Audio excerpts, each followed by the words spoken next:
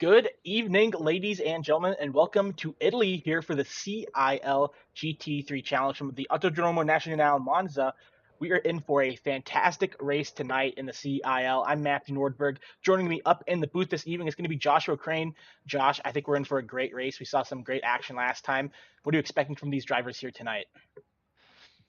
I'm expecting a lot of negotiation in the corners, Matt. It's a little bit cooler and cooler on the track as it would be in November in Italy. And it's Monza, so in tune, sim racers will know that turn one and things like parabolica are going to be the really key points of the track map that you see there on your screen.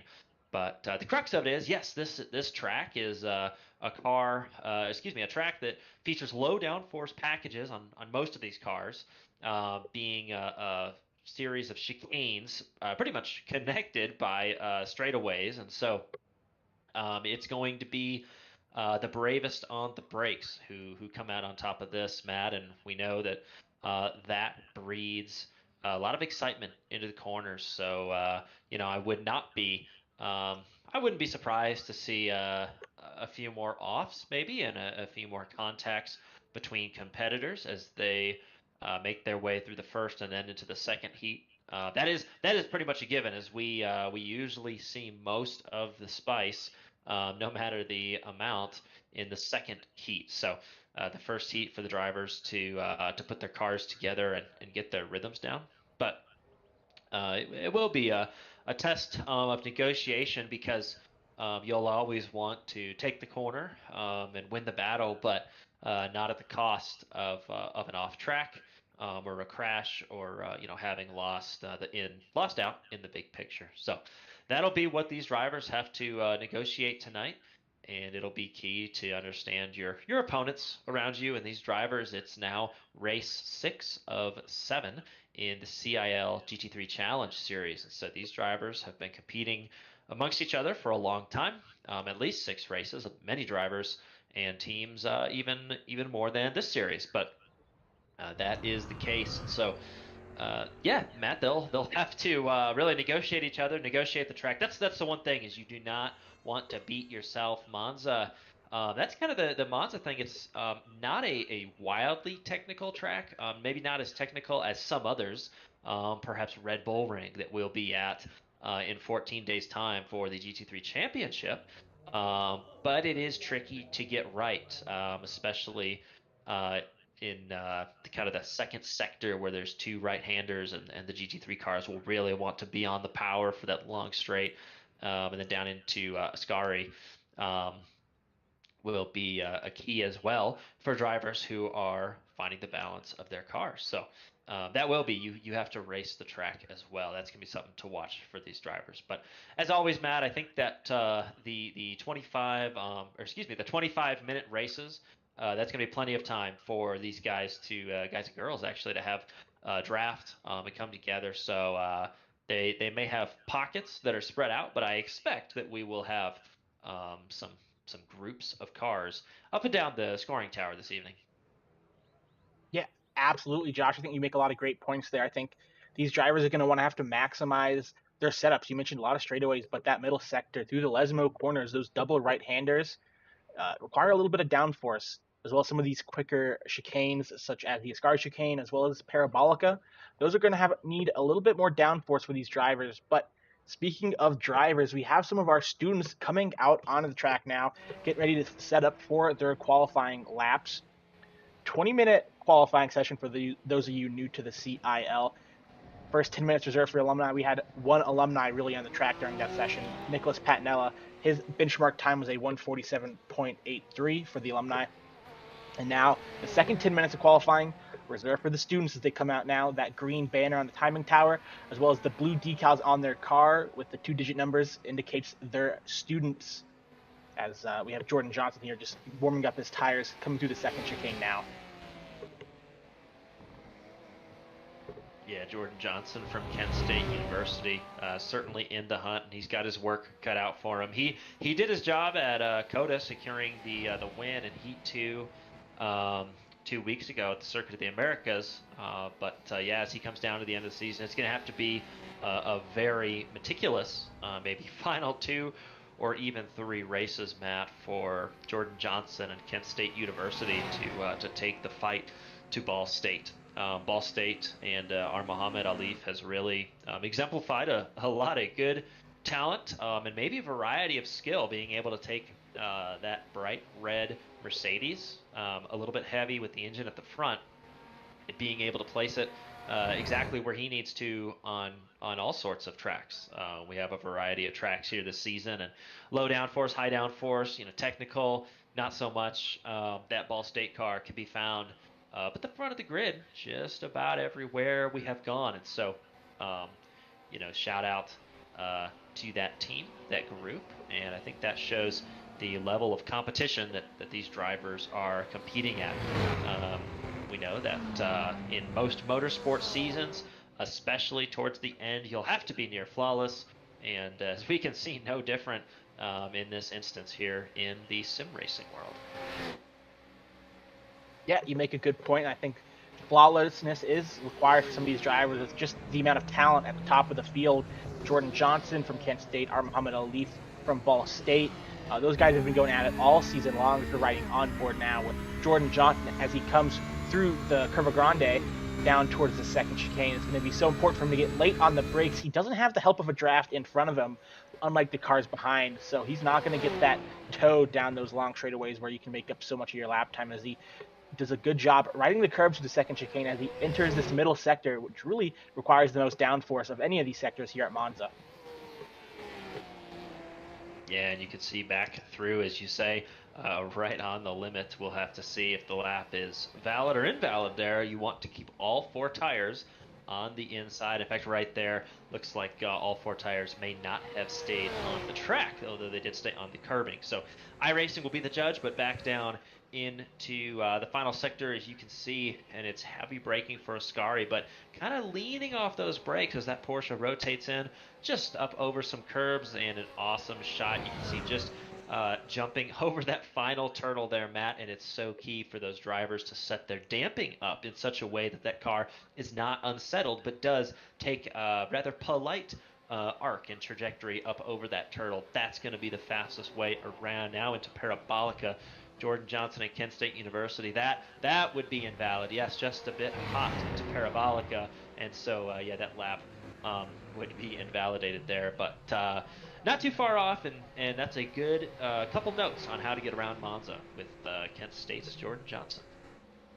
Yeah, Josh, you make a great point about some of these turtles on some of these curbing features here at Monza. I think really with open wheel cars, you can't really touch those curbs at all, as touching those curbs is going to really upset your car. It's very stiff in open wheel cars, like you might see in Formula One around this track. But these GT3 cars can take a bit more abuse than those open wheel cars, a little bit more side by side door banging action, as well as a bit more action over the curbs. And I think the fastest way around this track is to use the curbs as to your advantage. Take as much of the track as the track will let you have. And we see Cohen Evans here coming through the second sector, or the second chicane, I should say, as he doesn't want to get on that second curb, but that first curb will ride right over it, as he currently sitting in the 5th position with a lap time of a 1:48.97, but still plenty of time to go in this qualifying session as Cohen Evans spins coming through the first Lesmo, and that's going to definitely ruin his lap.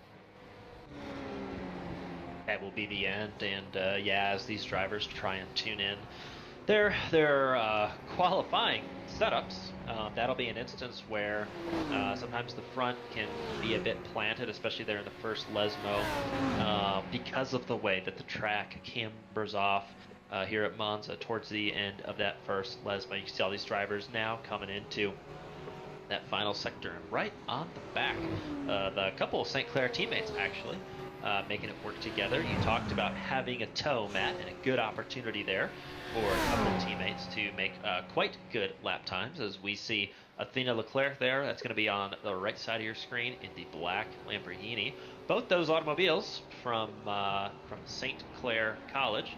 up in Canada. You can see right there the Lamborghini a bit wide. Actually, I think Penn College of Technology, they're a small detour on the inside of Parabolica, but that 0-2 machine, that is going to be your St. Clair Ferrari that is going for. That's Zachary DeWale, who has certainly been taking the fight to the contenders on the oval side of the CIL world, and is no slouch on the road offerings either. But we'll see what he can do as he embarks on another lap. And coming down to it, Matt, probably 3 or 4 minutes left in this series, which is going to indicate that about probably 2 laps at most for these drivers to put their best foot forward. So that's going to be key. But yeah, it's all about who can dial in their setup for the qualifying session.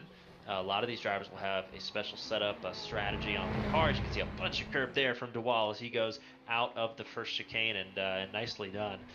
These drivers will have a lot less fuel load, which means there's going to be a lot less weight on the back, and that'll be invalidated as DeWall goes a little bit wide. He knows it.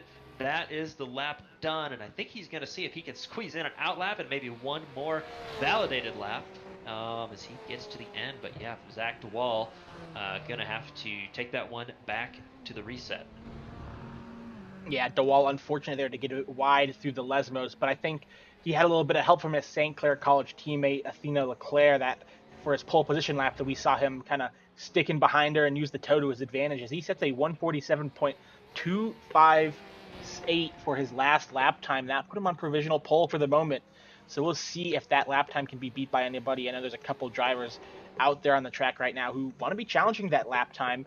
Looks like Jordan Johnson, we saw him earlier. He's been fairly quick in practice in previous races as well. We'll see if he can put in a good lap time, and it looks like his first 2 sectors are personal best so far. We'll see if he can continue that pace for the rest of the lap. Yeah, Andrew Burrell, and looks like Matt maybe not so much, but really pushing Andrew was, and a really good pace there. Actually, Jordan Johnson going green in a couple sectors now. This could be one to watch. Can he make his way up the timing? Actually, you can see your scoring tower does not show Kent State having a lap in the books right now. So that's generally your first priority, is to just get one in the books and get on the scoring pylon, but it hasn't happened yet. But Jordan Johnson, Parabolica to go. He's in. You can see working on that wheel, Matt. I don't know if he's 100% comfortable in that car, but isn't going to have the choice. But he's done it now, and he'll be in some capacity. We'll see what it is coming across the line. But yeah, Jordan Johnson, and straight to pole by a sizable margin. The first 46 of the night, 146.284 for that Porsche. Pretty fast from Johnson. So Matt, he only needed 1 lap to do it. Yeah, I want to make the best of those tires while they're still fresh, and you don't want to keep running around till you're burning rubber off your tires, as you want to set quicker lap times. So track temps was pretty warm at the start of the race, only 66 ambient, but it looked like it was in the mid 90s for track temps. So that sun really baking in the asphalt here at Monza. So could be some potential, issues with tires on second or third laps.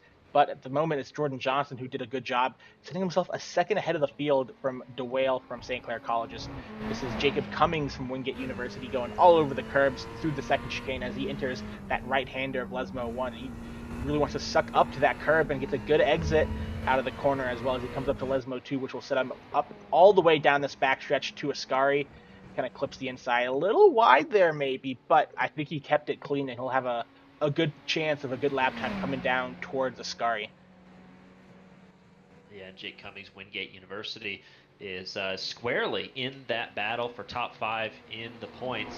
That's going to be battling, the names we talk about: St. Clair College, IUPUI, Clemson University, and had a solid run at Circuit of the Americas as well. And actually, Jacob Cummings in the student points, doing quite well also squarely in the top 5 after that event. But nonetheless, another driver with his work cut out, and it is no relaxation to be up at the top of the charts, because certainly a number of competitors, a number of teams, very talented teams, breathing down the neck of that Wingate University group. And so Jacob Cummings got his work cut out for him, but not so bad here. A 47.865 wasn't that lap. I think that one was invalidated for track limits, but Yeah, rolling off P4 right now. Nothing to shake your head at in this grid.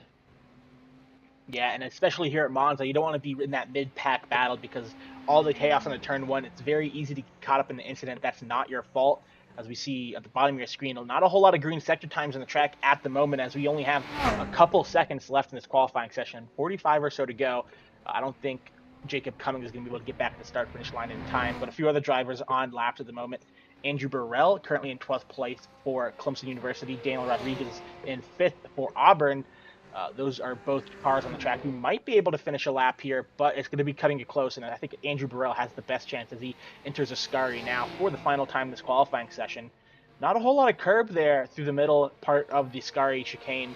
I think we saw Jacob Cummings really use those curbs before on his previous lap when you were riding on board with him. And I think using those curbs is going to be a good way to get lap time, but you got to be careful because if you spin there during the race, it can be very easy to collect another car or two. That's a feature of this Monza track, as it looks like qualifying is complete. But yeah, feature of this track with so many chicanes, left, right, left, right. You're never alone. Spinning off the racing surface. If the racing surface is going away from you now, it may be coming back, Matt, to your point. And Matt, I believe it is time for the starting grid as these drivers get ready. Yeah, Jordan Johnson will be taking pole position for race one here in the CiL GT3 Challenge tonight. Kent State University's own with a 146.284, so that's the fastest lap time. To his outside is going to be Zachary DeWale from St. Clair College. Nicholas Patinella is the front-running alumni student tonight from Robert Morris University in third, and Jacob Cummings, we saw him on board in qualifying. He's going to be lining up fourth for Wingate University. Daniel Rodriguez from Auburn in fifth, and to his outside is Austin DeLong, the CiL veteran from the Pennsylvania College of Technology. Lining up seventh is Athena Leclerc from St. Clair College, with Cohen Evans to her outside in eighth. Victor Roldan, another St. Clair contingent, in ninth, and Tyler Stone, his St. Clair teammate, to his outside in 10th. Blake Ellison from Averett in 11th, and Andrew Burrell around out your top 12 from Clemson for tonight's the first race. Still a couple of drivers to go, though. Big grid tonight. In 13th, it's Jonathan Webb from UNC Charlotte, and to his outside is another St. Clair car. It's Daniel Hunter in 14th. Cale Davidson, the Ball State University frontrunner tonight in 15th, and Hunter Hadesti from Clemson will be 16th. Maximilian Bouy from the University of Southern California in 17th, and Ian Brown from Mesa Community College in 18th. Rounding out your back of the field tonight, it's going to be Andrew Williams from Clemson in 19th, and Alexander Hogarth from St. Clair in 20th. And last but certainly not least, it's going to be Kyle Wood from Ball State lining up in 21st. As we get ready to go here, only a couple seconds left before we roll off for this first race of the evening.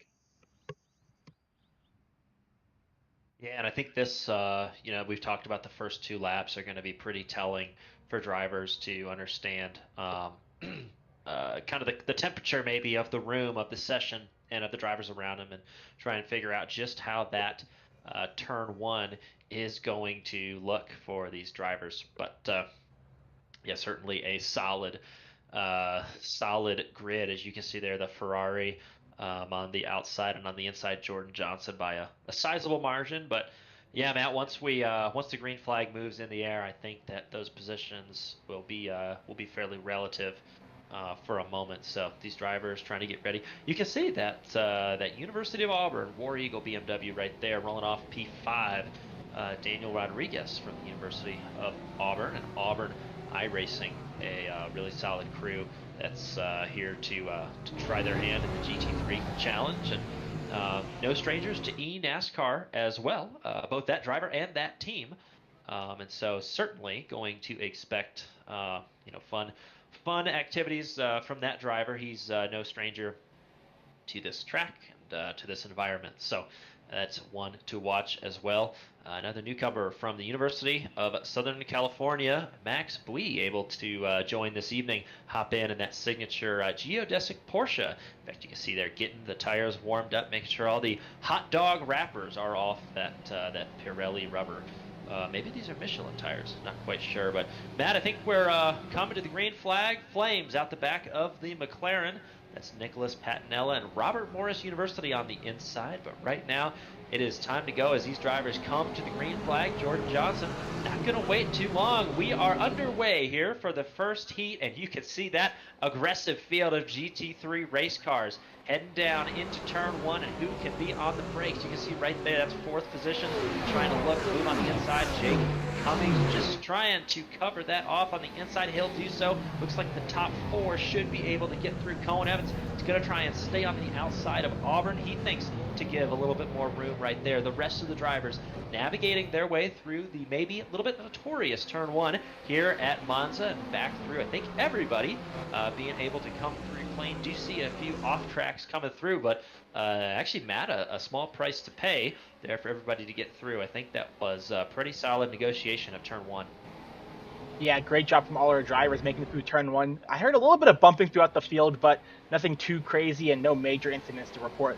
So glad to see from there as Jordan Johnson continues to lead the field through the Lesmos right now, but Jacob Cummings is lining up a move here potentially soon on Zachary DeWale from St. Clair College. Further throughout the field, we have a couple of big movers. Maximilian Bui and Ian Brown both up 6 spots, currently in 11th and 12th for both of them respectively. We've got a couple other drivers up 4 spots as well, as it looks like Jordan Johnson at the front of the field will lead the field through Ascari for the first time. And side by side further back, it's Bui and Burrell going at it, coming into Ascari now.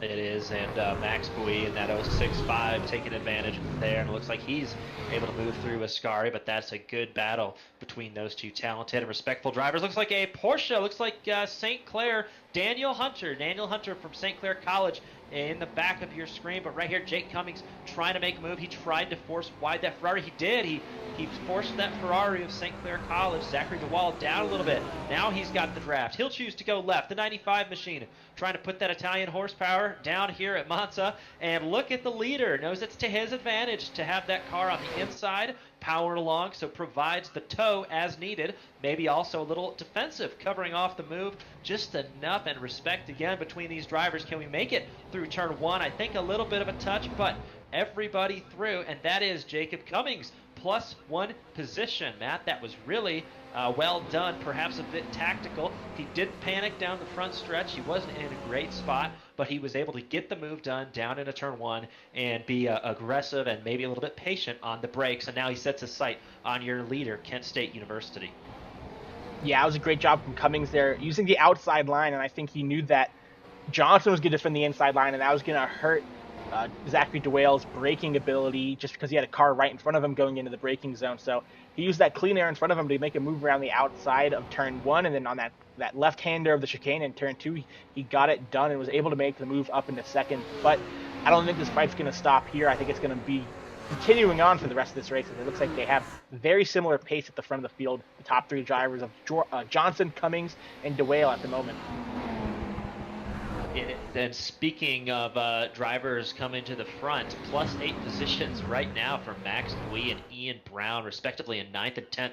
So those two drivers we talked about a little bit. Ian Brown from Mesa Community College, Max Bui from University of Southern California. The Trojans trying to march their way forward up front, if we can excuse the puns this evening. But yeah, so now a little bit of unique situation. We enter kind of the middle phase of the race there, Matt, where these 3 leaders or so, we talked about the downforce that's at this track, and these tires are going to be sliding around a lot when you are following. So any Formula One fans will be aware that it's very hard to follow the car in front. It really abuses the tires of the car that's following, and no different here. So if these drivers are unable to make a pass, in the early window, then it can really be a detriment to any driver that can't complete that pass quickly. Yeah, absolutely. I think you want to be able to have the clean air, just because then you can really brake as late as you want. Not even without the dirty air, just being behind a car, it makes it much more difficult to see your braking points, especially being behind some of these big cars like the BMW, as we see Bui trying to make a move here. It looks like in front of him it's side by side between Leclerc and Rodriguez. Leclerc on the inside in that Lamborghini for St. Clair College will get the move done into the first Lesmo. Not a place you see moves very often, as Bui wants to make a move on Rodriguez into the second Lesmo. Looks like he thinks better of it, but he's still going to stick to that door as they go side by side coming out of the second Lesmo down this long back stretch towards Ascari. Bui's going to try to make himself up another position, currently in 8th place now, up 9 spots, as he wants to make the move done before they even get to Ascari around the outside of Rodriguez. Can't quite get it done, as Rodriguez is going to come under a little bit of pressure from behind now from Ian Brown. Looks like a little bit of Ferrari power from Brown there, making his way through the field. But Bui's able to move himself up another spot, get out from behind that big BMW wing, and continue to make his march through the field. Yeah, and you can see there, awesome talent. Athena Leclerc from St. Clair College has moved her way up the field as well. Started 7th and is currently 7th, but had a really good qualifying and has shown a lot of skill and a lot of improvement in these GT3 cars coming from the world of left turns. But yeah, right there, it was a good move from Max, and again, maybe a little bit tactical and reminiscent of Formula 1, as a really deep move there on the brakes. That's going to be a late move from the BMW. The stewards will want to note that. Race control will, most certainly. No positions change hands there, but yeah, that could be what would be a little bit of a penalty for the Auburn team right there. But we know that both those cars are pretty good on the brakes. And we talked about it, Matt. It's going to come down to who can really get it done on the brakes. And so now, yeah, a little bit defensive and pushing the Ferrari wide a little bit. I think the Ferrari there of Ian Brown thought he had a chance right there, and he was able to position his car to the outside, but quickly the outside went away as Auburn, came off the rumble strips. Yeah, certainly right here you can see inside. He's got a window, and I think he tried to cross over, but just didn't anticipate the Auburn machine kind of slowing down to make that corner. And nothing wrong there for Auburn. Rodriguez, doing frankly an intelligent job. Getting able to stop that car, get that car on track, and maintain the position. And so that is no fault there. But the stewards will be interested in the action at turn 1. But I'll tell you what, this one might have been self-righting, because there is quite a gap now between the offender and the offendee, as Max Bui from USC has moved up a little bit ways and is now in that 8th place. In fact, trying to catch Athena Leclerc now from St. Clair College. Yeah, I think Rodriguez thought he was entitled to that second chicane, the position in that second chicane, and Ian Brown is a bit too far back to make the move, probably in all honesty. But that incident in the first chicane, where a little bit of a dive bomb on Maximilian Bui, I don't think there'll be anything to come of it. I think it'll be marked as a racing incident, as drivers were able to move on with no foul. As further throughout the field, DeWale looks like he's back on the rear bumper of Jacob Cummings here, and it looks like they're going to be making a move potentially into the second chicane, but he sits back and he's going to save those tires and maybe think about making a move into Shikari, or maybe even one of the Lesmos if he sees the opportunity. Yeah, and this is where, right here, you want to have a little gap between yourself and the car in front, just so that you can use some downforce. You can see maybe Zach DeWell wishing he had a little bit more detouring the gravel here at Monza. But this is a long straight right here where Zach can try and get together. I don't know if he's going to reach that Ferrari, not in this corner, but maybe he can make an attempt in Parabolica as he tries to go. But that's going to be where you want to use the draft. And a really maybe articulate shot from our crew, as you can see just what these drivers are looking at as they go through that turn. Probably my favorite complex of turns at Monza. It's a little bit technical, but it's all about when you can get on throttle and how you can position your car. And every inch over those turtles that we talked about, that you can position your car, is success, and that's lap time. So you can see the Wingate University just trying to hold off the hard charging St. Clair College. But I tell you what, Matt, they have about 15 minutes left to sort this out. So I think these two better just be comfortable being uncomfortable and trying to focus on hitting their marks for the next 15 minutes. Yeah, I think there's plenty of time to make up positions if you're running at your own pace, but if you're going to overstep those boundaries, it's going to definitely cost you some lap time, either with a spin or maybe a moment that you kind of have to get off the gas and collect yourself for, as it looks like falling off the back of Jacob Cummings now. It's DeWale. He's back to about 7-8 tenths of a second behind now, after being only about a couple tenths back of this time last lap. As further throughout the field, it looks like a couple other battles going on between the two Porsches of Austin DeLong and Cone Evans. These two have been going at it for nearly the entire race, and this battle doesn't show any signs of stopping anytime soon, as really these long stretches and straightaways keep cars close together with that draft, and what makes Monza one of the more exciting tracks for some racing side-by-side action here. It does, yeah. Penn College of Technology really going quick, and yeah, Austin DeLong was able to go through and win the final race of his real life karting season. You can see Max Bui in that geodesic just trying to peek around, maybe fill up that driver's side mirror of that Lamborghini. That's St. Clair College, but let's see what Mr. Bui can do here as he goes into Parabolica. And not a ton of horsepower behind that Porsche, but very slim.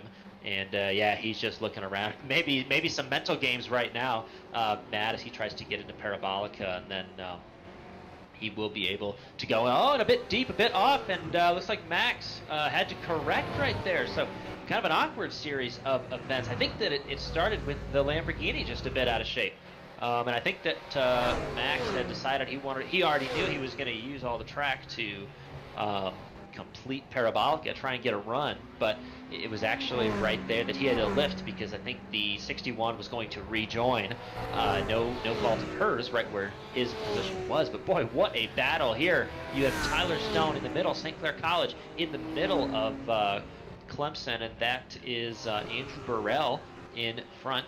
And then behind, you have Ian Brown. We talked about from Mesa Community College, made a really hard charge up, but then we saw came out the worst of a battle with that armored BMW there on your screen. So actually it looks like he's going to try and pull out, make a move now down into Ascari. Will it work? Very tight on the brakes, not a lot of room. Excuse me, it was not Ascari, but nonetheless, maybe he learned a little bit of mitigation from that last incident. That's where, that's where Brown had his off previously in that same second chicane. However, the result similar, was not able to complete the pass. So yeah, Matt, that's what we talked about. It's tough to get position, because here at Monza you can have position at one point, and then in the next moment it may go away. And so it is passes here can be a couple corners in the making. Yeah, especially in that second chicane, it's so difficult to make a move down the inside under the braking zone, because if you don't get it done before the second part of that chicane, you pretty much run out of the track, because then you're on the outside, and it's nearly impossible to make a move around the outside of the second part of the chicane there. So really difficult to get something done unless you are really brave or just have so much more pace than the guy in front of you. As it looks like this time by, Bui and Leclerc get through Parabolica without incident. As further up, it looks like Cone Evans is going to be making a move here on Nicholas Patinella. On the outside, that's the Porsche. On the inside, that's Patinella in the McLaren. And can't quite get there in the end. It looks like further throughout the field, Tyler Stone now also going side by side with Andrew Burrell. We saw them fighting earlier, as Burrell on the outside, late on the brakes. I don't even know if he's going to make the corner. That was so late. I'm surprised he got it stopped in time, but that Porsche is so strong on the brakes, and Burrell will move himself up to be at the front of this little pack now. It's great racing between those guys. It's Ian Brown. He wants to get a move done here, and last time by on this second chicane, he kind of came off worse for wear, but this time he wants to make the move done. He's going to be on the outside, and he gets the move done through Curva Grande into the second chicane. He'll move up into the 11th position. Yeah, that was. And now Tyler Stone gets to be 100% offense. In fact, right here, looks like Andrew Burrell going to leave the door open, decides to live another day, but he's going to maintain that momentum around that top side just enough. And back here in the second Lesmo, trying to get such a good run off, and they both those drivers. And it's going to be a drag race down into Ascari for these two drivers. Clemson University and Mesa Community College going through and trying to figure out who's going to make it to Parabolica first. Looks like hard on the brakes. Can the Porsche do anything? Did not leave the space. Contact you saw between the 3 and the 23 there. The 15. That is the Clemson machine. But yeah, that may be... they may not see eye to eye on that, but I think that the Ferrari did have the position there. Just saw it very quickly, though. Obviously, the race stewards will conduct as needed. But yeah, that was was a little bit close there through Ascari, but that's what we talked about, Matt. It's not always cut and dry, and we're going to see a lot of instances tonight as we see back under the brakes, side by side, axle to axle. It's going to be Cohen Evans who's going to try and draw that McLaren out of position, but that McLaren strong enough right there. You can see flames shooting out of the back of that machine, and chrome blue looking good. Robert Morris University. And that is Nick Patnell behind the wheel. He's going to try and be the first one to the second chicane right here. A little bit defensive. Cohen Evans pull out. Not right now. In fact, you can see a pass. Looks like Max Bui trying to get around Austin DeLong. He will do so. Not so much fight from that 22 machine in the back. Probably tactically smart because now he's got to set up for Athena Leclerc, who's going to place that Lamborghini down on the inside. And well done, though maybe backs out just a little bit. And a rack around. And trouble looks like for that 22 machine. He will keep it pointed the right way, but not without a pause in progress, and rejoined behind that War Eagle machine. That's Daniel Rodriguez. You can see in that BMW right there. And so, yeah, that running order. 5th place, Cohen Evans still. And then Max Bui from USC is going to be driver with the most spots gained at the moment, plus 11. Matt, he is flying. Athena Leclerc, Daniel Rodriguez, Austin DeLong, and Ian Brown. We talked about Ian Brown is going to round out your top 10, has gained 8 places since the start of this one. That is 1 position every 2 laps. He had that stat about 8 minutes ago, so you could have said 1 position every minute, but had a bit of a hang-up along the way. And so you can see this McLaren right now has given way to that Porsche. And again, we talked about Cohen Evans racing for IUPUI there in Indiana. It's going to be critical for him to get every position he can buried in a points battle with IUPUI, Wingate University, and so on. And Nick Patinella a little bit deep in the corner right there. And yeah, that's the that might be the battle sorted for now, and Cohen Evans will try and set his sights 6 whole seconds up the road. He's got a ways to go, but I'll tell you what, Athena Leclerc again closing in on Max Bui for that 6th place position, and that is one fast Lamborghini, Matt. They've got that car hooked up. Yeah, absolutely. I just kind of want to go back and give a bit of a shout out to Austin DeLong earlier. We saw him have a moment coming out of the Lesmo 1 corner and barely kept it out of the wall, so great job from him to, even though he lost a few spots, he was able to continue on and fight another lap and still hold on to some points here. Currently in 9th position now, but Bui is kind of almost leading a bit of a pack now, I think, with Leclerc. I think those two kind of want to march up the field towards Nicholas Patinella, who's still trying to chase down Cohen Evans, who lost position to a couple moments ago in Parabolica last lap by. Is that Lamborghini, such great straight line speed, and really good job from Leclerc to manage that car through the corners and tussle it and keep it pointing the right direction this race. And I think she's in for a good point tonight if she continues the pace she's on right now. Yeah, 100%. Really, really fast pace, and we'll see here if if it's best to follow that geodesic Porsche, or if it is best then to go ahead and try and make a move. It is getting down to 7 minutes to go or so, so these drivers are going to start making moves. You want to make sure you don't make a move here, get sideways, and give up position. You talked about it, Matt. The drivers separated by no more than a handful of seconds here or there, so even a stoppage or a spin that costs 10 seconds, that's going to be 2 to 4 positions on track, and that's going to be a chunk of points that these drivers are going to have to consider as they, I think we used to call it big picture racing back in the day, but they're going to have to think pretty tactically about how aggressive they want to be, especially in the first heat. The first heat and the second heat do pay out the same amount of points, so there is a lot of significance here, but it'll be more significant should a driver find their way to the back of this field from an up front position. So you can see on your scoring tower, Ian Brown trying to chase down Austin DeLong, as well as the battle that you see on screen, Athena Leclerc trying to get around Max Bui. And so USC trying to lead the way, Matt, as you said, for this little pack that's starting to brew. Yeah, I think Athena Leclerc has really good pace right now as Ian Brown is starting to close up on the back of DeLong, coming down the backstretch towards Ascari. I think we might be struggling with a little bit of tire wear, to be honest. I think he had good pace earlier on in this race, but I think this race is coming to Leclerc very well, and I think she's going to be able to maybe make a move before this race is over. Still about 5 minutes, 5.25 minutes remaining, so plenty of time to make up some more positions if you're in a battle. No need to get too crazy at this point in the race, and remember there is a top 12 invert for race 2, so you don't want to crash yourself out of that top 12 invert and put yourself in a bad spot for race 2 as through Parabolica, Ian Brown chasing down Austin DeLong in front of him.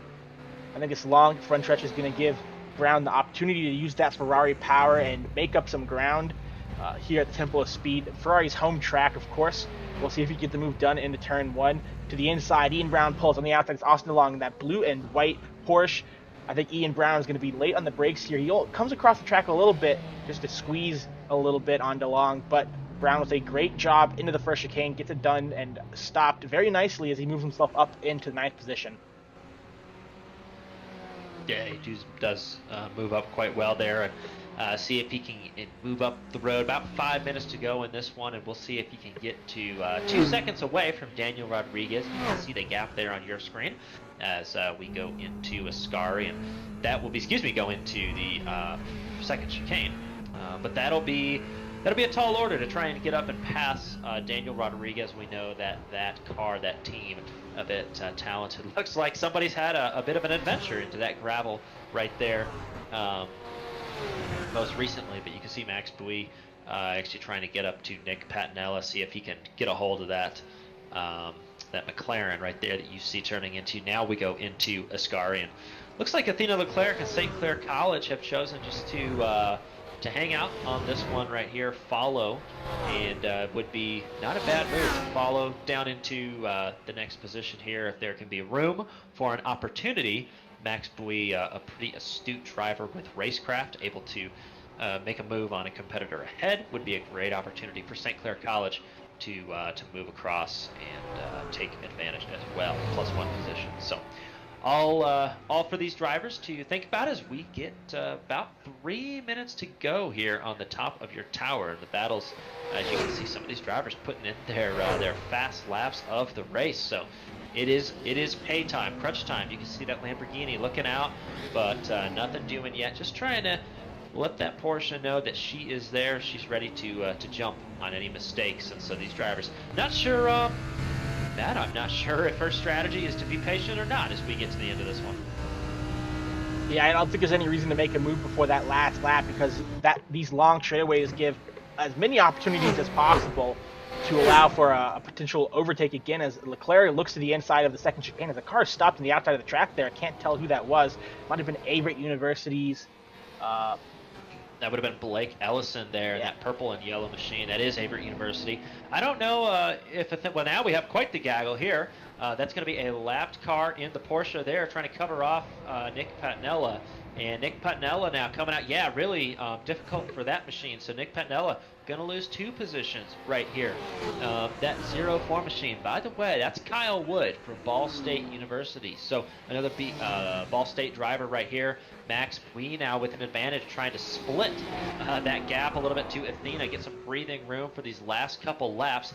That's not going to work very well for Athena, but she will try to be back on the march here coming up.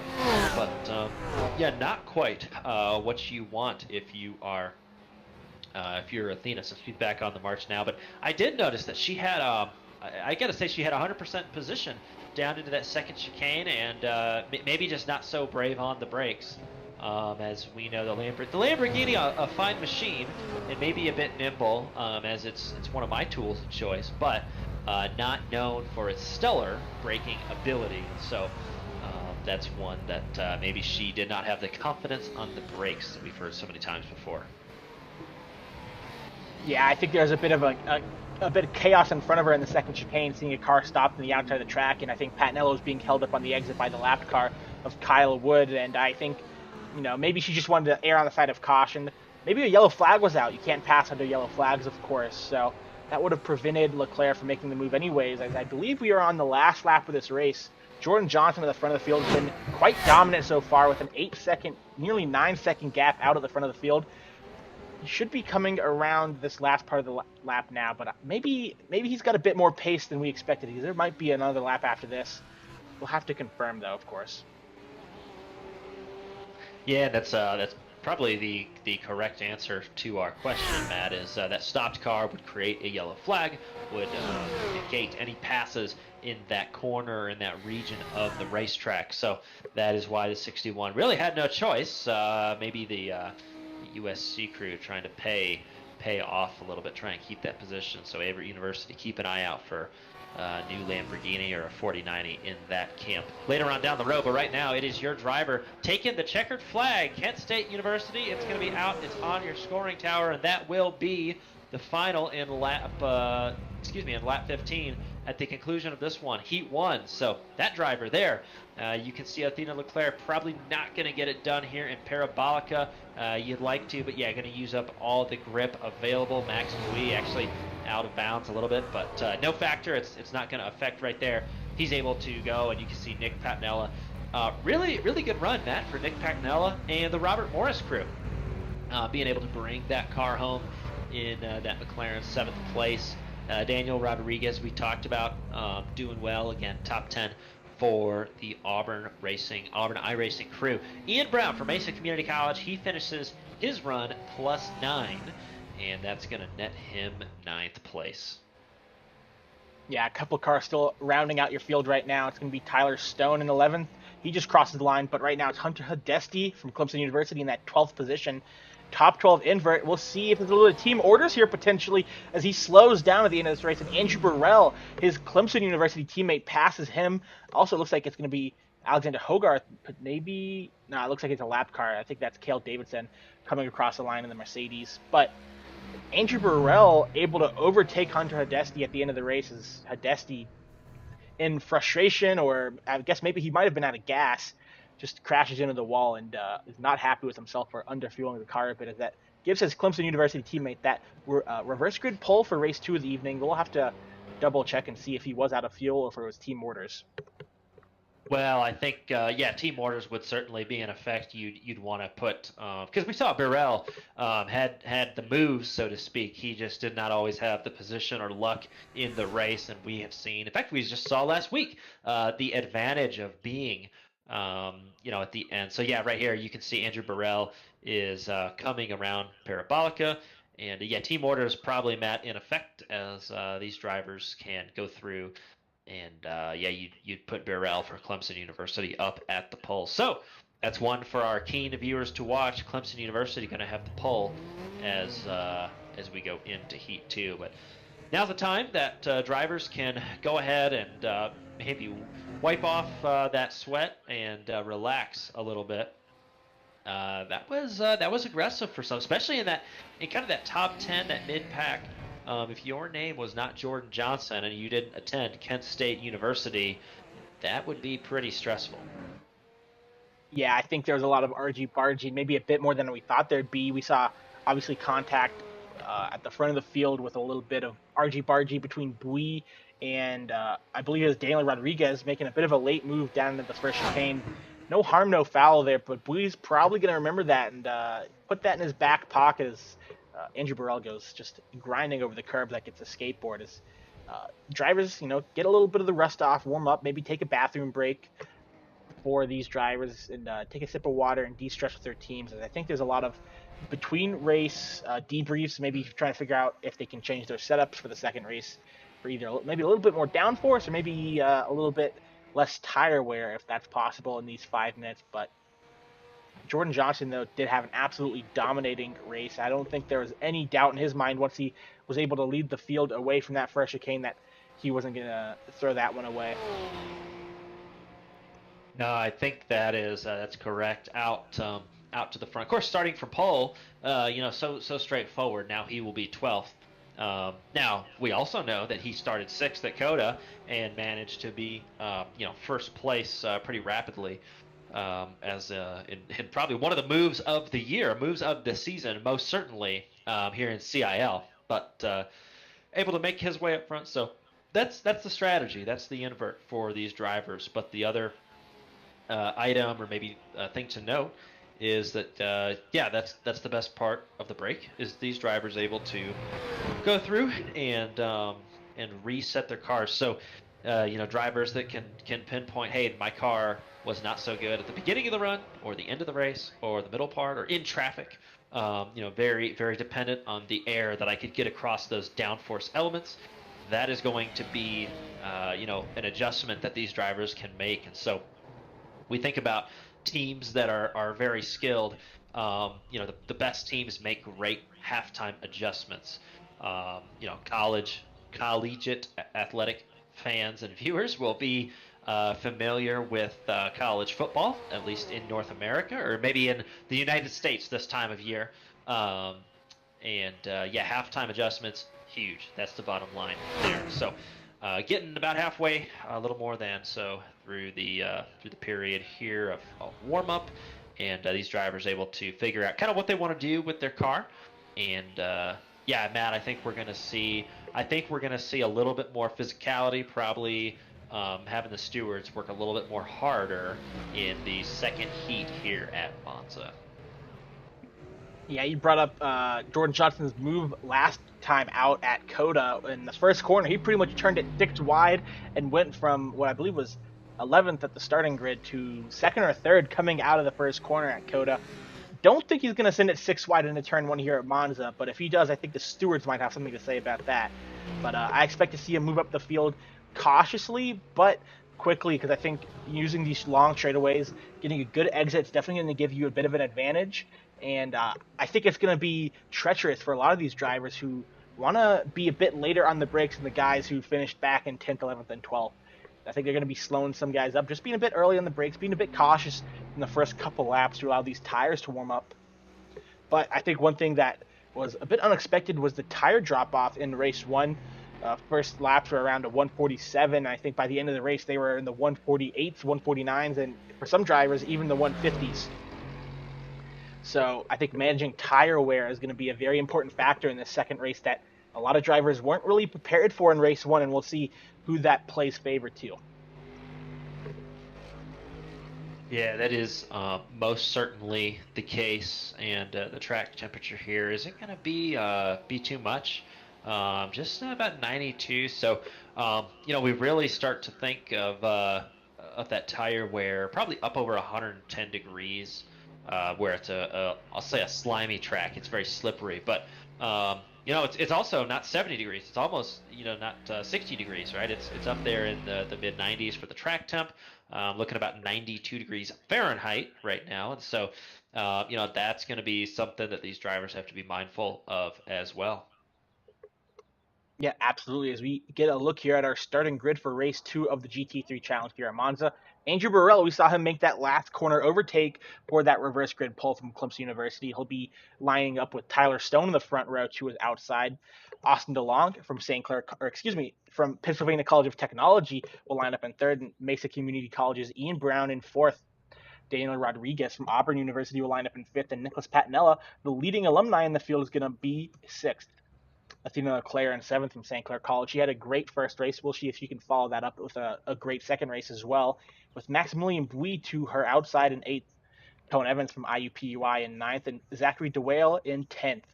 Jacob Cummings from Wingate University was your runner-up in race 1. He'll start 11th, and your race 1 winner, Jordan Johnson, had a bit of a lonely first race. Not the case in the race 2 here tonight, as he'll line up in 12th for Kent State University.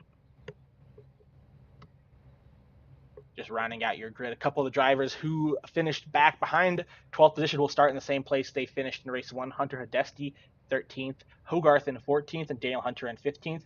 Kyle Wood from Ball State in 16th, Blake Ellison in 17th, Victor Roldan in 18th, Davidson in 19th, Jonathan Webb in 20th, and Andrew Williams in 21st.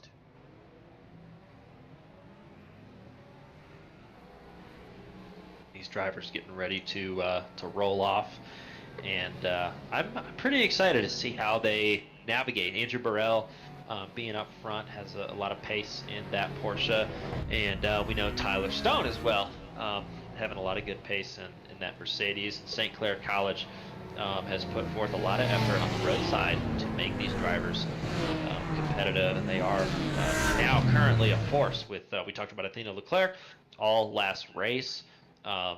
chasing down Max Bui and some other competitors, passing a ton of competitors on her way up. And then right now we see Tyler Stone and a couple other Griffins coming down slowly to Parabolica. But everybody right now in check behind that iRacing pace car. And you can see now these drivers are going to look all to that number 15 to see when he goes. And he doesn't have to go right when the pace car pulls in, but he can. He looks like he's going to bunch up just a little bit, leave a little bit of space between that pace car. That pace car is off, and that GT3 field ready to go. Looks like he is back underway, and there they go, down into turn 1. And it looks like actually the green comes out, so not a super big jump, but pretty good for Andrew Burrell. And yeah, if you're in the Porsche and don't have all the horsepower to drag race down into turn 1, that could be a solution. But looks like we're going to try 3 wide into turn 1, and Penn College of Technology in the middle. They touch. That's Mesa University around. He'll put up the smoke screen. A couple drivers around. St. Clair College through. Looks like USC is going to make it through. Penn College of Technology right there. Yeah, we wondered when it was going to happen. It was this race, and Robert Morris University going to fight Zach DeWale in that 0-2 Ferrari, and that Ferrari quick and down into the brakes. He'll make a move. You can see USC trying to make a move. Takes a lot of curb right there, and a bit deep is that 22 machine.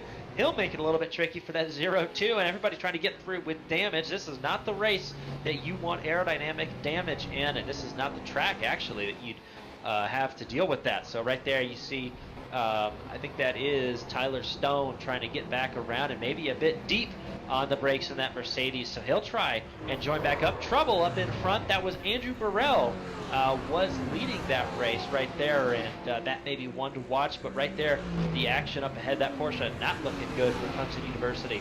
Your leader now, Daniel Rodriguez. He's up at the front, following Zach DeWale right now.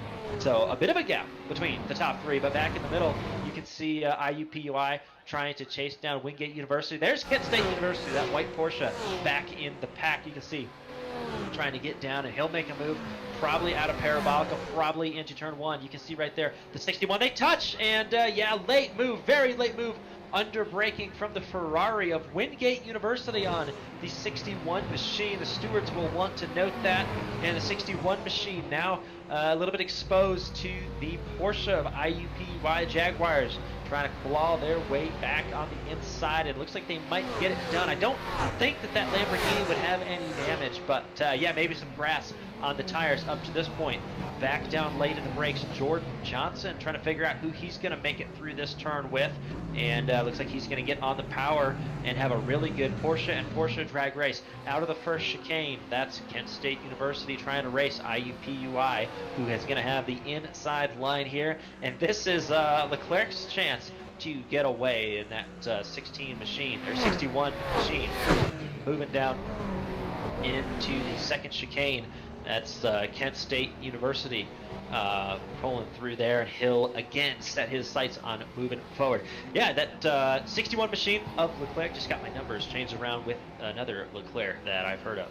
But driving through, it's going to be a down in a race. Looks like Patinella a little bit slow right there. He'll try and get settled back up, and yeah, looks like Jordan Johnson trying to make a move. He's going to see if he can get it done down on the inside, the outside, as they go around that slight bend into straightaway. Looks like it's done there. Back into Ascari. Wingate University, Kent State University, St. Clair College, followed by IUPUI there in the back of your screen. So these drivers all jostling for position. They know it's the final heat. They know it's the second to last race of the season, and they're all fighting each other for points. These points matter, so it's going to be key. And we talked about at the top of the show, Jordan Johnson driving that white Porsche for Kent State University.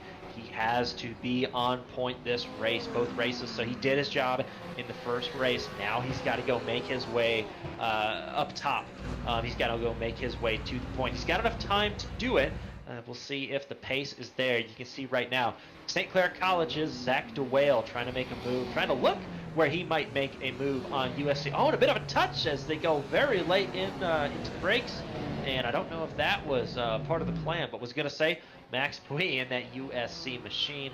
That paint will be familiar to geodesic fans. Jacob Cummings from Wingate University.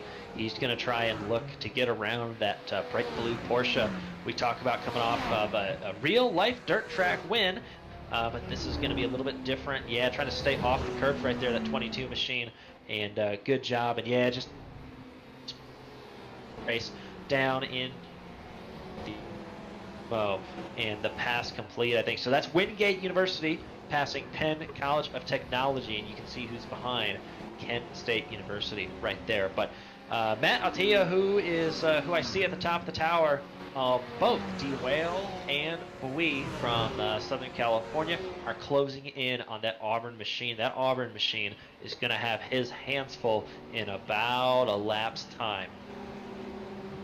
Yeah, I think Bui and DeWale both have pretty good pace right now, and we saw Bui move up a lot of spots in race 1, so he's looking to gun for a podium in race 2 here, but poor one out for poor Ian Brown, involved in a wreck in race 1 and then gets caught up in an incident that's not his fault in turn 1 of race 2 as Jordan Johnson trying to make a move now on Austin DeLong for the 5th position. That top 5 is in the bag for Jordan Johnson at the moment as he continues to chase down the drivers at the front of this field after starting in 12th.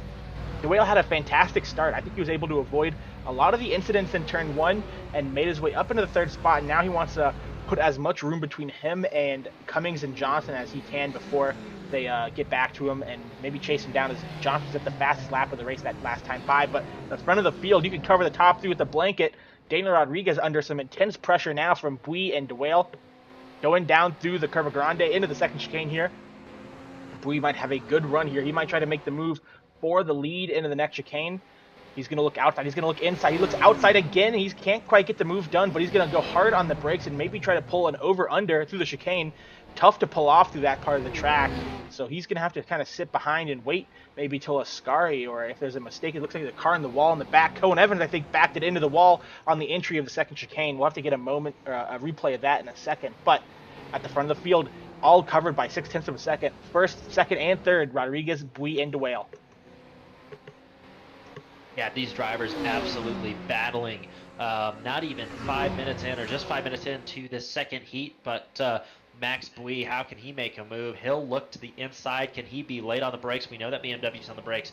Looks like he's going to take it almost maybe by surprise. Not too much fight there from Auburn, but I'll tell you what, right now, Matt, he wants to get the gap. He wants to get out right now because he knows that 0-2 machine is humming. And I'll tell you what, if he's not, then you can see Jordan Johnson already up to 4th. That's an 8 position increase for him as well in just about as many minutes of race time. And so Max Bui's goal to get out to as big as a gap as possible. And St. Clair College and Zach DeWale's goal right now is to try and get around this very wide BMW as they go down into turn 1. Not sure if this is the opportunity, but time will tell here as he kind of lethargically moves out to the side. I see a move under the brakes. He's going to be alongside, and looks like the move is done. So, yeah, not too much battle for either position from the University or Auburn University crew right there, and now under attack from Jordan Johnson. But I'll tell you what, in doing so, probably doesn't take as much away from the totality of his race. You know, it could be a little bit detrimental to battle for a prolonged period of time. Bunch up the field behind you. So right now, Auburn University simply deciding that is their course of action. They just want to be in this and maybe save the tires, save their car, and you know, they'll bring that BMW back to the front later if they can. But right there, you can see actually inside going to be a move here from Jordan Johnson, and not going to really block the turn in on that BMW and kind of leave him liable. Yeah, the BMW there does not appreciate that. Auburn not thrilled with Kent State University's maneuver, but if you're Kent State, you have to go, and it was an opportunity and done fairly, unfortunately. Maybe a bit of a bold move, and yeah, now Wingate University passes through in that Ferrari. Jake Cummings behind the wheel. He doesn't want to miss out on any points at the top, and so Daniel Rodriguez now a little bit of breathing room behind. He gets to regroup and try and see how he can get that BMW back up front. But you can see right here on board with Zach DeWale in that Ferrari. St. Clair College looking at just how they can get around that University of Southern California Porsche. Yeah, and I think DeWale can see a bit of a white and blue Porsche appearing in his rearview mirror now. He's definitely thinking that he has to make this move now, or he's going to be overtaken himself by Jordan Johnson in a moment. As he pulls to the inside, DeWale wants to be late on the brakes, but can't quite get there in the end. Bui is able to hold off around the outside of DeWale at the moment through the first chicane, but that second chicane is going to provide another opportunity for DeWale if he has a good exit, which it appears that he does coming through the Curva Grande, using all that Ferrari horsepower to catch up to the back of that Porsche from University of Southern California. The 02 car versus the 65 car. On the outside is going to be DeWale. It looks like he can't quite get there under braking, and Jordan Johnson is closed right up as a result, and these three are covered by less than a second now. Yeah, the 65 really doing a good job to cover that move off. He saw the 0-2 coming, but keep a little bit of speed and really maintain that exit speed down into the Lesmo. Second one to go now, Lesmo 2 complete. These drivers are going to have a little bit of a race themselves. And now Jordan Johnson, we talked about he wants to get to the front. When does he make his move? You can see that geodesic machine peeking out. It's not going to deviate too far. And nose to tail, it couldn't put a penny between them. These drivers able to go through. And keep in mind that at this point, that's a lot of downforce off those following trailing cars, but nonetheless, very good. An awesome shot here. You can see the draft. Which driver is going to be tempted to peek out? And you can see Jordan Johnson's going to do it. He's going to use that 65 as a pick. That 65 is going to come down, and that's +1 for Jordan Johnson right there. I don't know if that Ferrari can come back right there. And Matt, I don't know if the Porsche has had a power increase in the bouncer performance, or if Jordan Johnson has simply uninstalled the rear wing from that. And you can see a move to the inside cover off that Kent State University Porsche. Jordan Johnson, though, he's going to be tough on the brakes. He's going to keep, and looks like actually Max Bui, a little bit of an aggressive move to keep that Porsche behind, and back into Curva Grande they go, Matt. Yeah, great defensive move from Bui there to hold on to the lead through the first chicane, but how long is he be able to hold him off without the help of a draft in front of him? It looks like there's a little bit of damage on the rear end of that Kent State Porsche, but I don't think it's affecting him too badly as they come through the second chicane now, taking as much curb as possible to minimize the distance through that corner as they come through the first Lesmo, 2/10 to gap. I think Jordan Johnson is, once he gets side by side, it's going to be very difficult for Bui to really outbrake Johnson. Jordan Johnson's been spectacular all day under braking, and he was fastest in race 1. We'll see if he can get back to the front in race 2 and extend his lead at the moment. 10th of a second the gap as they come down towards the Ascari chicane side by side. Johnson on the inside, Bui on the outside. Kent State versus USC. Kent State's going to come out on top in this one into Ascari. Gets the move done down the straightaway, and it looks like Bui's going to have to tuck in behind and just settle for second place at the moment as Jordan Johnson sees clean track in front of him. At the 12-minute mark of this race, still 13 minutes to go, but Jordan Johnson happy to see no cars in front of him at this point in the race. That's right, Jordan Johnson and Kent State University to the point. That's going to be new leader. Wingate University going to try and get that Ferrari around the outside and see if they can put a little move on their Ferrari pals, their Zach DeWale and St. Clair College. It's going to be a move down into turn 1. The draft could be there, but looking maybe a little bit far back to make such a dive, but he's going to at least make his competitor think about it. He'll tuck back in line, get up under braking, and Matt probably sets himself up well for, well, I say that back, a little bit of a slip. He could have had an opportunity here coming to the second chicane, but a little bit of a slip. I think that gap is not going to close much to his liking. That's going to be an issue. A moment of peace maybe at the front, and I'll point out again, Athena Leclerc moving her way up the field has just passed Austin DeLong and Penn College of Technology, as well as some of her teammates, Tyler Stone from St. Clair College. So those drivers you can see on your scoring tower, and then actually Cale Davidson is trying to place a move on Tyler Stone from St. Clair College. That's the orange marker that you see. So Ball State University, seeing if he can get that larger Mercedes around. And yeah, St. Clair College, kind of diversifying their portfolio, fielding a Mercedes, Lamborghini, and a Ferrari pretty consistently able to do that. But yeah, Cale Davidson in that brighter red and black, very popular, those colors. That Mercedes. So right here, maybe a little bit less damage to the front of that Mercedes than their competitor in front. But yeah, right here. Oh, and big trouble there. That is the 95. That is Jacob Cummings. That will have implications in the points battle. The 95 there, maybe we'll get to see how he's come to be in such a position, but that's Wingate University, and that outcome was not in their playbook. So that'll be tough for the drivers, as we see here. Oh, it looks like maybe just a bit further off the track. You can see it's already underway. That car was really, really off balance, but we talked about it's not so hard in that portion of the track. Ascari to come in. Yeah, got the car a little bit unsettled. Had to kind of correct in the gravel, especially if you're on power.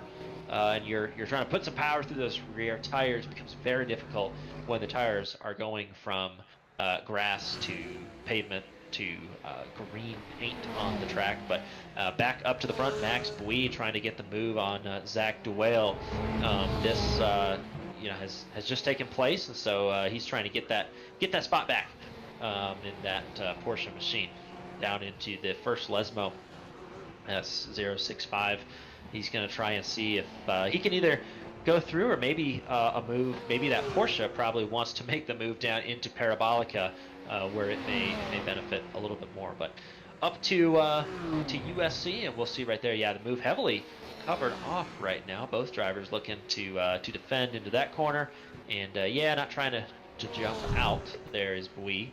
He'll stay in line at least through Ascari. He'll have an opportunity going into Parabolica to get the job done there. Also note, fourth place right now, Daniel Rodriguez. So we talked about that War Eagle driver struggling a little bit, had a tough start, but marching back up the field right now. And yeah, Max Bui right there, able to hold his opponent down on the inside. Now he's going to try and get a run, use a bit of draft. He'll try and get kind of marching down the road here. You can see very, very slowly inching closer to that Ferrari. Will he pull out and make a move? Yeah, that 02 is going to hold him down. Will he be in the grass right here? Does he let him back on the road? He'll have to make it in the grass. Down under braking, and that pass may be complete. He'll get it stopped. And Zach Duale is going to try to cross him over, but just a little bit of contact. I don't think there was much damage there, and that is a successful pass. A little bit creative from Max Bui, and yeah, as soon as they go down into the corner, I knew somebody was going in the grass. Yeah, a bit naughty from Duale there, really pushing Bui into the grass. Probably should have left him a little bit more asphalt to drive on, but you know, if you're keeping it straight, keeping the wheel as straight as you can, driving on the grass, it's not the worst thing in the world. We've seen it done in multiple series before, most famously, of course, Dale Earnhardt's pass in the grass. And I remember a few years ago back in F1, Alex Albon, in his first race for Red Bull, made a pass in the grass as well. So it's not unheard of in motor racing to make a move on the grass, but definitely not the preferred way, as Bui kind of pulls out a bit of a gap now on Duale. 7/10 the gap as they head back into Ascari with only about 7 minutes to go in this race. As throughout the field, things have started to spread out a little bit and calm down after the initial chaos of the start.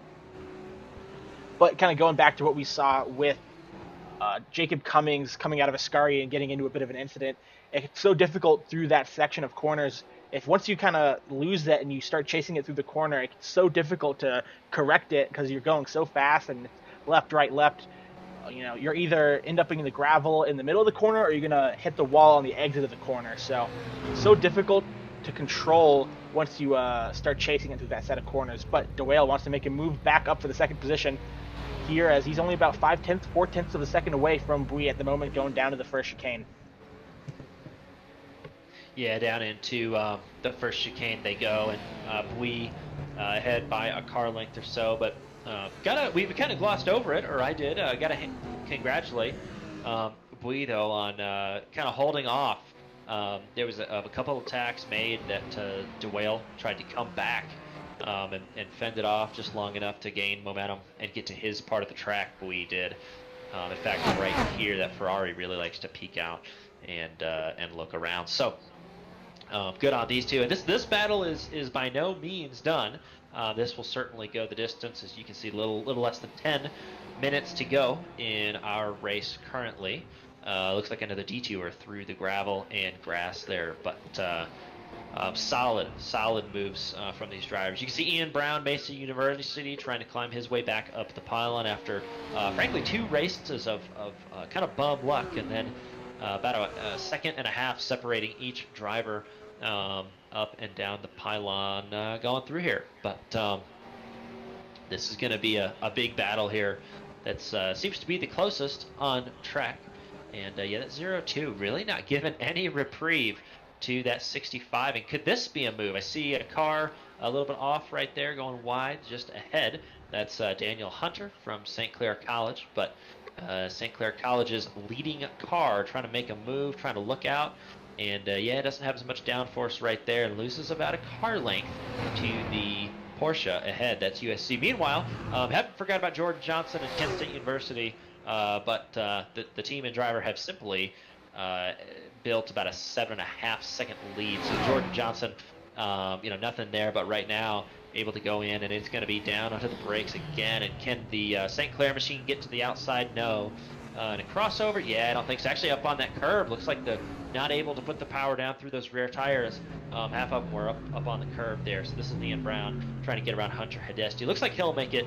He'll make it go, but nothing too exciting down into the first chicane. And that is top 10. So cracking the top 10 for Ian Brown. The signature peak from Zach DeWale. St. Clair College back into the second chicane. One of these times, Matt, that St. Clair College machine is going to not break so early, and there's going to be a contest into that chicane. I think that's where he is looking or thinking about making a move. But actually, the question I will pose to you is the thought experiment. I know that the crowds can be split on that grass situation. Maybe it's an opinion, maybe it's buried somewhere in some sporting code. But is that Ferrari, is that 0-2 required to give back the space if that Porsche and if Bui places himself in the way of the grass like he did? I mean, a wise man once said, all the time you have to leave the space, right? And I think you definitely should be respectful of if the car's on your inside. You shouldn't kind of pin him down to the grass. Not only could it, wreck the person you're racing, but if he comes back onto the track and he doesn't care that you're there blocking him, you're going to ruin your own race as well. So I think it's important to show a bit of respect between the drivers. Obviously, nothing came of it, but DeWale, he has eyes on that second position right now. Probably 2 laps to go as we cross the stripe now, as Brie goes defensive on the inside. To the outside is going to be DeWale from St. Clair College. And here it looks like DeWale's going to try to pin Bui as low as he can on the track. And Bui is deep on the brakes. That Porsche is so strong in the braking zones. And I think DeWale wants to get another over-under and hopefully get a good exit out of the exit of the chicane. But can't quite get the exit he maybe was hoping for. But still well within attacking range here. Maybe this is the time he'll break a bit later once he peaks out in the second chicane. You mentioned it last time by. One of these times he's going to break late, and I think this might be the time. Might be the time, and you can see Bui defending really heavily, and he's going to try and get that car turned. Oh, and yeah, really good through there. Held the momentum on the outside in 0-2. Kind of made it into the corner, got about halfway there, but I think he had a little bit too much momentum to get that Ferrari turn. And and a little bit loose now. That could be the decision sorted. I don't know if DeWale can close that gap in 2 laps. It would come with the assistance of Slipstream, but those drivers are going to have to get it figured out. There is a battle brewing for 4th place. Daniel Rodriguez and Daniel Hunter. You can see there in the back of your screen. But boy, we need about 4 cameras to cover all the action here this evening. But yeah, DeWale is certainly going to make a move at some point, coming up. In fact, I think Matt, I am corrected. He's already closed that gap, and he's back in the game. So, probably going to get the white flag here, if I had to guess. If not, it's certainly 2 laps to go, so time running out for these drivers. And so going through there, you can see probably about 2 laps to go, because I do not see the flagman waving the white flag. And so down into the corner, he's going to try and look, and probably a bit far back, he's going to try and pick that outside position. and how late can he break? And I think this is where I'd want to be if I'm Bui. I want to put that car, on the outside so I can have a good bite down into this long run around Curva Grande. That's the strategy there. And boy, if I am Zach DeWale, I think his best play is simply to get, I say simply, not easier said than done, but to get that Porsche out of position, to get that USC machine out of position so that he can engage coming down. And I think the move will probably be done right there. In fact, this is where the move could be done. Porsche to the outside, Daniel Hunter, both drivers struggling to find the brake pedal for the second chicane. War Eagle coming out on top. The Auburn machine, Auburn iRacing, going to maintain that position for one more lap, perhaps by a show of force. But yeah, St. Clair College's Daniel Hunter right there trying to go. Meanwhile, on the scoring tower, you can follow Cale Davidson and Zach DeLong, but this is the battle for second place. Jordan Johnson and Zach DeWale, and they are going to be competing hard for this, and certainly coming to what would be the white flag now. Jordan Johnson, don't worry, he is 10 seconds up the track. He's coming out of Parabolica now, and we would expect that he will take the white flag. And in fact, he's going to take the checkered flag, which means it's going to be the checkered flag for the second position. And Max Bui is going to stay in line. That Ferrari can't quite hold it down. He's got the power, but not the grip. It's going to be USC in second position. Oh, super, super close. That interval on your screen, 0.104. It was a tenth of a second, and Auburn iRacing, actually, Daniel Hunter did make his way around Auburn iRacing. That would be one to see how that came about. Athena Leclerc made her way up to sixth place. Awesome run for that driver, as well as St. Clair University. And so a really good play here. And let's see. This is down into Parabolica on the final lap. Porsche under the brakes. And yeah, no contact. I think and a little bit loose from the BMWs. BMW slipped on entry. You knew he was going to try and cross it over. But in the end, Auburn iRacing concedes that final position. Maybe a bit of GG's with the headlights. And yeah, that a really good drive from that 49 machine, Daniel Hunter and St. Clair College. But man, that is the winner. That is Kent State University's Jordan Johnson, who is going to have won 2 races this evening, 2 heats, and that's going to be a strong case. Again, he did what he had to. Matt, he went ahead and he placed that car in victory lane, not once but twice here in both heats in the CiL GT3 series, and he's going to do his best. It's going to be close. It's going to be his best and that team's best for Kent State University to try and pose a threat to Ball State University as we go into the final race of the season at Red Bull Ring in 2 weeks. But Matt, that was there was a lot going on in that race. Yeah, absolutely. I think we definitely saw some very exciting racing, and I think we saw Jordan Johnson obviously make his way through the field pretty assertively. I think he made some smart decisions to avoid a bit of the chaos in corner or the first turn of the race. Is he burns it down now in front of the podium here at Monza, that iconic podium overlooking the start finish straight.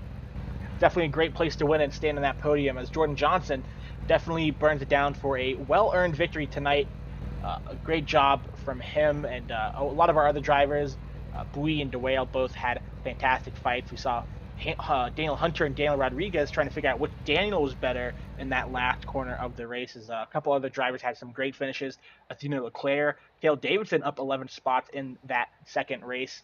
Daniel Hunter also up 11 spots, as well as Jordan Johnson. Those were your biggest movers in race 2, but Jordan Johnson celebrating like he deserves it tonight. He is. That driver has earned it. He's done his job. I mean, you've got to feel good. Everybody wants to be in Game 7, but sometimes it's good to get to the championship and force the Game 7. So that's certainly congrats to that team getting the job done. Right, that's how comebacks are done. Flawless, Circuit of the Americas, and now here, and we'll see what that team can do as we get to the final race of the season. But super exciting, and I don't know that I could have asked for more action. Monza, it is, Matt. It's just it's a bunch of chicanes connected by straightaways. It produces a stellar event just about every time. Yeah, absolutely. I think it's always fun to watch races here just because it's unlike any other track, really. You don't get many places like this elsewhere in the world, and I think that just provides for some close racing. You might be a bit slow on the exit of one corner, but that slipstream is just going to suck you right back up to the rear end of the car in front of you, and it's going to give you a couple opportunities to overtake and not a whole lot of opportunities to drive away from the cars behind because of that slipstream. So definitely a fun race to watch, and I'm hoping to hear from a few of our drivers from the top three in a moment here. Let's see if we can pull up our third place finisher this evening. It's going to be Zachary DeWale from St. Clair College. Zachary, congratulations on the podium finish in both races tonight. Go ahead. We saw a lot of chaos in that first corner, and we saw you make a great job getting through that and really coming out of the first corner in the top three. What did you see from your perspective there? Well, I don't really know who it was wrecking at the start there, but I saw some guys get sent sideways and hopping up over the curbs, and I tried to just stay as centered as I could be. I knew I was three wide in the middle at one point, so I just tried to leave as much room as I could on either side and just try to keep my nose as clean as I could. And we got tagged just a little bit on the door, I think, but it didn't hurt the car at all. Luckily. Yeah, Zach, congrats to you and the team on a really good finish across the whole team, but certainly yourself. We had a great time watching you compete. Did you think in the closing stages, do you think you'd have to do your move in the first chicane or like the second chicane? How were you trying to set that up? I was hoping to get him into the first chicane just because it's the hardest braking point, it's the slowest corner on the track, so it'd just be easier to try and outbrake him there. But those Porsches are just so good on the brakes, and yeah, he was covering the inside really well, so it was really hard.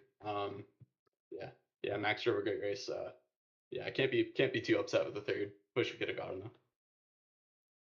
It was. I agree. The Porsches are bending the laws of physics on some of those braking zones. But before we let you go, let us know who makes this possible for you. Is there anybody that you want to thank? Well, thank everyone on the team, obviously Athena, Daniel, Alex, everyone, um, Emily and Jordan at home watching. Yeah, it was a really fun race. I really like Monza. That was the most fun I've had in the GT cars in a real long time, I think. That's awesome. Good to hear. And I think we had fun observing as well. So congrats again on your podium finish, a race well fought, and enjoy your evening. Thanks, sir. You too. And that was man, that was your third place finisher. So hard working for it, but he did. He got the top of the podium, or excuse me, got the side of the podium, and really good run. And you heard that man, it's pretty tactical out there on the battlefield. So your next finisher going to be P2 is the USC driver is going to be Max Bui from the University of Southern California. Second place finisher in this one, Max. Congrats. And maybe welcome back to CIL after a little hiatus. Um, Tell us about that race. Tell us about the closing stages there.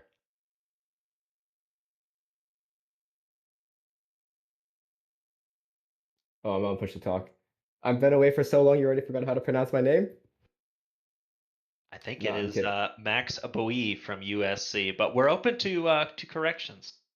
No, I'm just joking. But yeah, the last stage of the race in that Porsche was kind of rough. I generally don't really like that car, but I use it on Sean's suggestion. But I couldn't get the front end to really turn in and get it to react how I wanted to. So it was just a matter of adapting as quick as I could throughout the stint. Just like brake earlier and get the car rotated so I wasn't overshooting every corner. But I had to defend with Zach there, and that was a good battle, so I enjoyed that, and it was a good return to the CIL. Yeah, Max, we saw your pretty intense battle with the whale there on the second race. I think we were on board with you guys fighting as you had to make a bit of a move through the grass to get that second position, and definitely put us on the edge of our seats here in the booth. What was going on in the cockpit when he saw you pinning you down to the bottom of the track like that with the grass coming up? Yeah, I feel like that one's always in the gray area just because the way Monza works, where the racetrack becomes the pit, which becomes the grass. And honestly, I thought it was fair game for him to do that, but I also wasn't going to back out either, so it just became a game of chicken. And I kind of took some inspiration from Kevin Esther there, from the Nordschleife, and I just hope that I'd make it back on track. But yeah, props to him for sticking it out and then giving us both plenty of room. Well, Max, it was always exciting to watch you throughout that second race, and you definitely put on a show for us here in the booth and the viewers at home. Before we send you on your way, of course, anybody want to thank or shout out on the broadcast this evening? Yeah, thanks to you guys for putting it on. I'm glad I could make it today since I was working from home. Thanks to everyone at Geodesic. Haven't been on iRacing in quite a while, but it was good to get back and represent the car. And then shout out to my karting teammates who are at SuperNets 25 right now in Vegas. So shout out to them and go kill it. Well, Max, congratulations once again. It's always glad to see you racing here in the CIL, and we hope to see you up here in the booth again sometime soon. Appreciate it, guys. And once again, that was Max Bui from the University of Southern California, representing the alumni class tonight in the CIL. He put on a pretty fantastic race and definitely thrilled us with some of his defensive moves and as well as his aggressive overtaking in the grass. But joining us in the booth now, it's the man of the hour, the race winner in both race 1 and race 2. It's Jordan Johnson from Kent State University. Congratulations, Jordan. It seemed that you join us in the booth every week at this point. Definitely saw you have to fight your way through the field in race 2. Go ahead, walk us through some of your strategy there, and were you expecting a giant pileup in turn 1 like we saw? I think anytime we go to Monza, we expect a giant pileup, and we just have our fingers crossed that it's not going to happen. Unfortunately, it did happen, and I was very lucky to find a gap, but I did take some rear end damage that did affect my car throughout the race. Primarily with just a little bit of rear end stability. It wasn't. I don't think I was losing anything in terms of lap time, but I think it just took a little bit of diffuser damage that cost me a tiny bit in the corners. But I knew coming into that race that I had about a second a lap pace advantage than everyone else. So I just really needed to hold things together, even with that damage. And things should come my way. Just don't do anything risky and try to minimize any of the dumb mistakes that I've had in the past. Yeah, congrats, Jordan, and you certainly did that. Kent State as well, to victory lane twice this evening. As you guys go into the the final race, Red Bull Ring, in 2 weeks, how do you prepare for that head-to-head championship battle? Do you prepare differently? Do you keep your head down? Going through the same progressions over the next 2 weeks? Honestly, just come in and race. If you think about it too much, you're only going to cause yourself more issues. Another race is another race, and overthinking things isn't going to help you at all. So if you try to put too much pressure on yourself, there's only negative that's going to come from it. Maybe you might see a little bit more race prep, maybe a little bit more practice for various strategies. Say if there's an alternate strategy that could open up or something like that, which in this case I don't think there will because these are straightforward sprint races. Maybe you'd see something like that. But end of the day, it's another race. You got to come into it thinking that just maximize your position best you can and hope the cards run in your favor. Because anything else is just going to cause more problems than it's worth. Eloquently stated. Well, congrats again this evening, Jordan. Let us know who do you want to give a shout out, who makes this possible for you. Yeah, of course. I'd like to thank my team, Pearson Esports, for all the help that they give me and all the support that they have behind me and behind the scenes that they're able to give. Of course, our sponsors and partners, SimLab, Cube Controls, SimSports, OBP Esports, Night Rider Designs, and FreeM. Massive help, thanks to all those guys for making our racing possible and supporting us and from now on into the future. That's awesome. We're a big supporter of the supporters here in the automotive and sim racing space. So, congrats again. Awesome masterclass, frankly, on pace here at Monza. Enjoy your evening, and we'll see you again in 2 weeks' time. Thank you. That was double race winner tonight. That was Jordan Johnson from Kent State University, and Kent State University doing what they needed to close the gap down to Ball State this evening. So Matt, I mean, I guess that's all my thoughts. It was really close. Story of the night. Kent State University does what they need to. Really good battles here at Monza. Could watch that every week. And I'll tell you what, again, the St. Clair program, battling exactly where they need to, and able to put down a lot of speed and be competitive across a variety of manufacturers, cars, and now tracks that we are seeing, no matter the downforce package or the race strategies. So always exciting to see that progress being made. And man, I'm looking at Red Bull Ring. We're gonna have a battle for the championship. We're gonna have a battle between that third and fifth place in the point standings. There's going to be gallons of battles on track, I'm sure. So no shortage of on track, wheel to wheel for everyone there. But it's going to be down to Kent State and Ball State for the championship and the GT3 challenge, and then it's also going to be IUPUI, Wingate University, especially with Jake Cummings with that off tonight that he had. That's going to affect those standings that are separated by, I think, like 10 or 15 points between that group of cars or that group of teams, which is not much at all. Maybe a matter of positions on track. So that's it. That's I'm really looking forward to the culmination of this year's GT3 challenge. It's been a season that's progressed and unfolded, not without a little bit of drama, and I'm really looking forward to Red Bull Ring. Yeah, absolutely. I think it's going to be a great race. It's going to be a short track, so a lot of times around that circuit in 25 minutes for these two sprint races. And I think it's important to note just the consistency is going to be so important. Two races that pay out the same amount of points. You can have a good race one at the Red Bull Ring and set yourself up in a good race two, but an incident race two could hurt your championship position for some of these drivers. So it's going to be important to not only think about having a good race one, but having a good race two and making sure that you stay out of the trouble. That turn one at Red Bull Ring can always be super tricky. So these GT3 drivers are going to have a lot of challenges to navigate in 2 weeks' time from the Red Bull Ring for the last GT3 challenge race of the season. But a couple other races in the CiL to happen before they get to Austria. It's going to be 1 week's time, the CiL Oval Series Prospect and Premier head out to Dover for the Monster 120 on Monday for the Prospect Series and the Monster 170 on Tuesday for the Premier Series. So be sure not to miss those two races. It's going to be exciting action around the 1 mile high bank track made completely of concrete. It's going to be a unique challenge for our drivers in the Cup cars.